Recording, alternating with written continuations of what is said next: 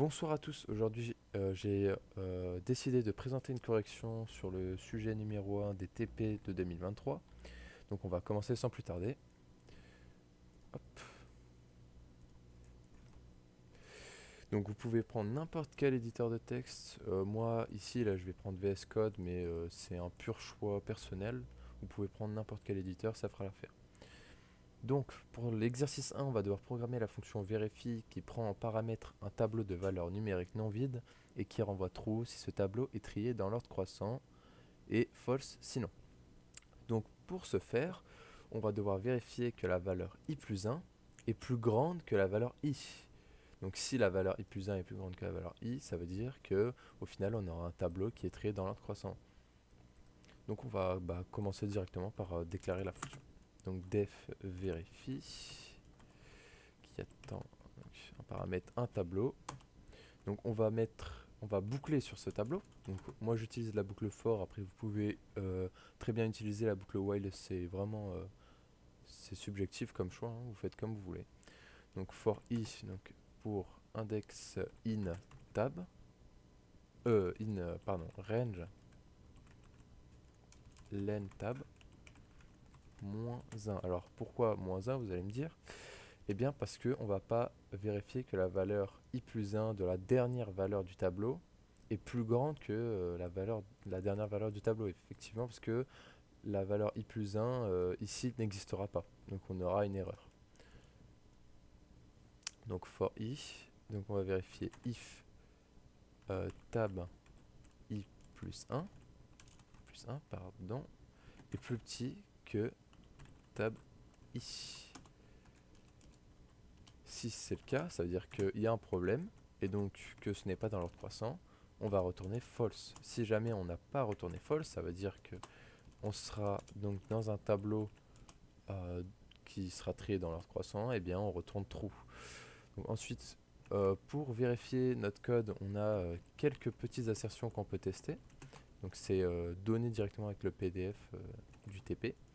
Donc il y a cette fonction et cette fonction qui nous renverrait false. Hop, voici, donc on teste, on n'a aucune erreur, ça veut dire que c'est correct.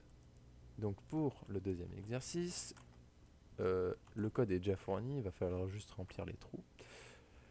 Donc on a ici donc, deux fonctions, donc la fonction dépouille en premier qui va compter le nombre de voix par candidat en l'enregistrant dans un tableau.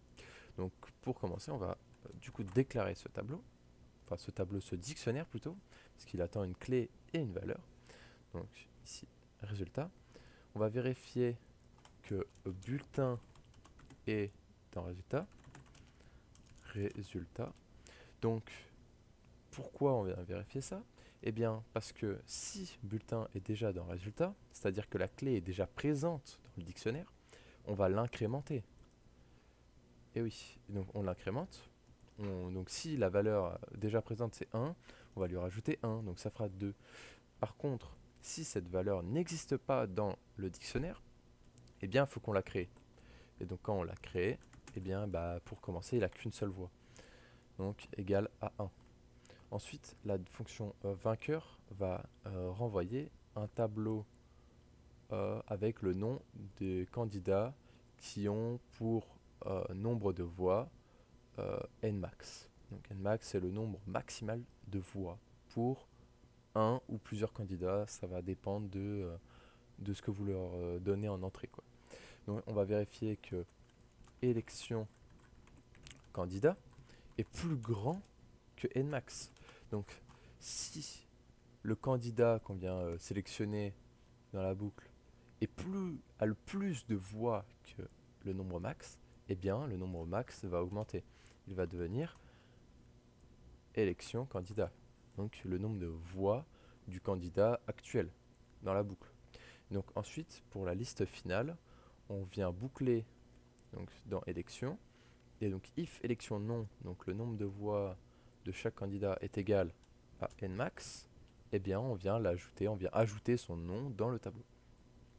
Et donc return, on vient retourner liste finale. Et voilà, c'est tout simple. Ensuite, bah, pour terminer en beauté, on va pouvoir tester même ce qu'on vient de faire pour vérifier que tout est correct. Donc élection égale dépouille et ensuite print élection et ensuite on vient vérifier ceci et donc hop on lance.